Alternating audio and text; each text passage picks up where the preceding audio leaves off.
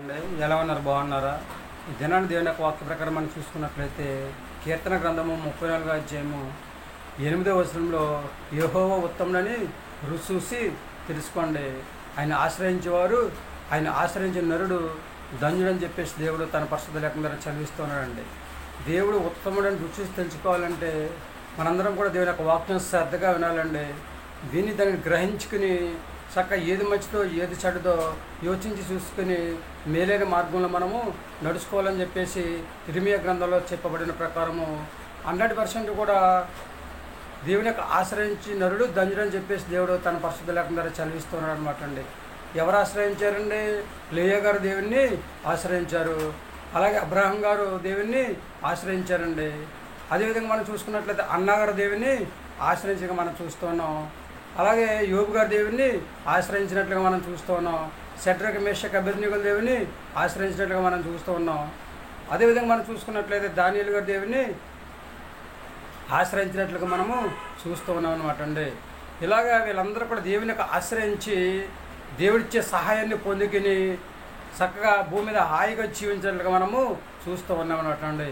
వీళ్ళందరూ కూడా ఇంకా పరిశుద్ధ గ్రంథంలో చాలామంది ఉన్నారండి.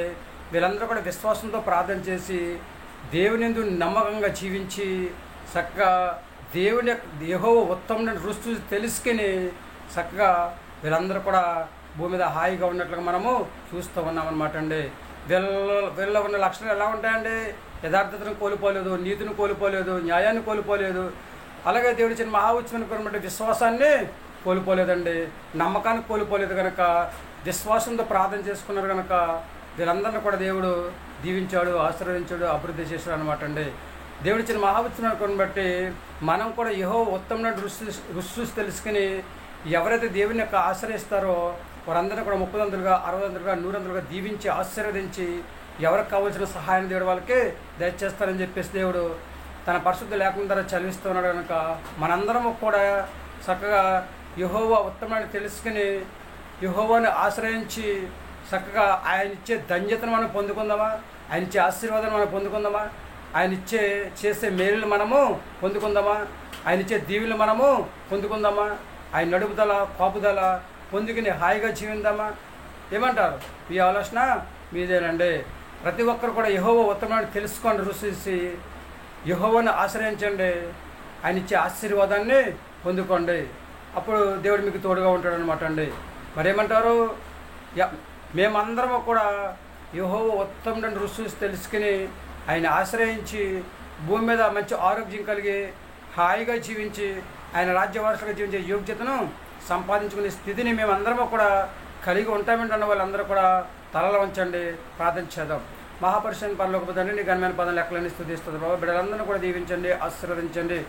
ఎవరైతే యెహోవా ఉత్తముని రుచి చూసి తెలుసుకుంటారో తండ్రిస్తుంది. అలాగే తండ్రి ఎవరైతే నిన్ను ఆశ్రయిస్తూ ఉంటారో వారు ధన్యులని చెప్తున్నారు ప్రభావ. నీకు వందనాలు.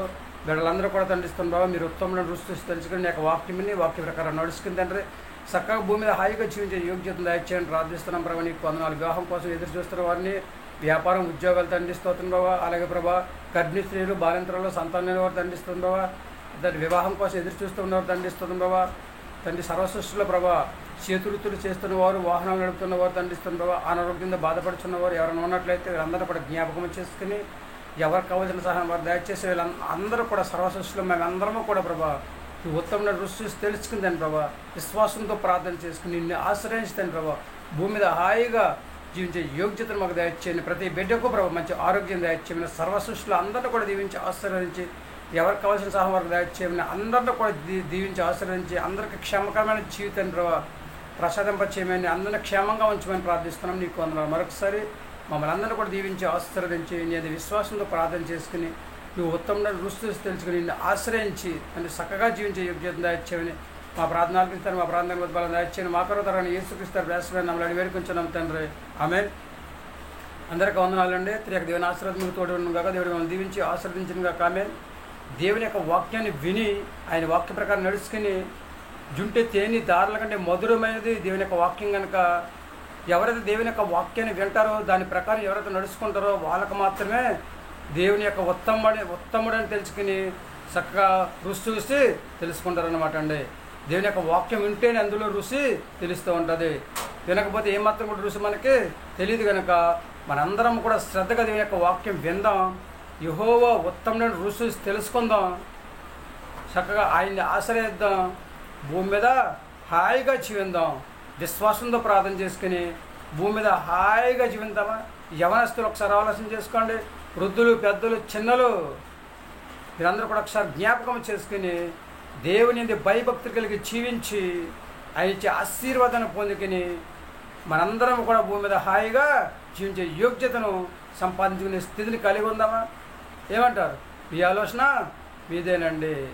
100% ఎవరు ఏమన్నా, ఎవరు ఏమనకపోయినా, ఏమున్నా ఏమీ లేకపోయినా యెహోవా 100% కూడా ఉత్తముడు ఉత్తముడు ఉత్తముడు అని ఎవరైతే రుచి తెచ్చుకుంటారో, ఎవరైతే దేవుని ఆశ్రయించి చక్కగా దేవుని మాట ప్రకారం నడుచుకుంటారో వారందరూ కూడా ధన్యులు.